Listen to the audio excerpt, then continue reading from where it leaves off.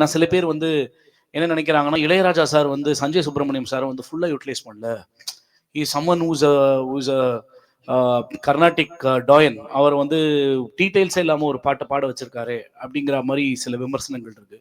நம்ம ஒரு விஷயத்துல வந்து என்ன சரியில்ல அப்படின்னு நம்ம பேசும்போது we can become good critics.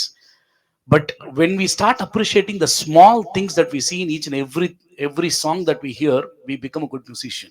So the creators will always try to do something unique. கூப்பிட்டுட்டு ஒரு செமி கிளாசிக்கல் சாங்கை வந்து சஞ்சய் சுப்ரமணியம் சார் கிட்ட கொடுக்கறதுல வந்து what is going to be different? We all have heard him sing for so many years. And to the credit of Sanjay Subramaniam sir, 40 years he has been singing with so much of detailing in his voice in Carnatic concerts. For him to sing plain notes தாங்க நிஜமாவே ரொம்ப கஷ்டமான ஒரு விஷயம். அதுதான் அவருக்கு ஒரு பெரிய கிரெடிட்டா நம்ம கொடுக்கணும். இளையராஜா சார் வந்து இதை உட்காந்து கத்து கொடுத்தாராம். ஃபுல் பாட்டை வந்து ஒரு 1 hour கத்து கொடுத்தாராம். இது எனக்கு இப்படிதான் வேணும், எனக்கு இந்த இடத்துல நீ வால்யூம் கொடுக்கணும், இந்த இடத்துல நீ வால்யூமை குறைக்கணும், எனக்கு நீ இந்த பிரிகாவை இப்படிதான் போடணும் அப்படின்னு சொல்லி கொடுத்தாராம். Just imagine the kind of respect he has had, and he learned that the way the music director wanted and represented. We should have the ability to reproduce what somebody is teaching us. இப்போ சஞ்சய் சாருமே இன்டர்வியூல அப்படிதான் சொல்லியிருக்காரு. ராஜா சார்ட்ட கத்துக்கும் போது எனக்கு என் குரு KS Krishnamurthy சார்ட்ட கத்துன ஞாபகம் வந்தது.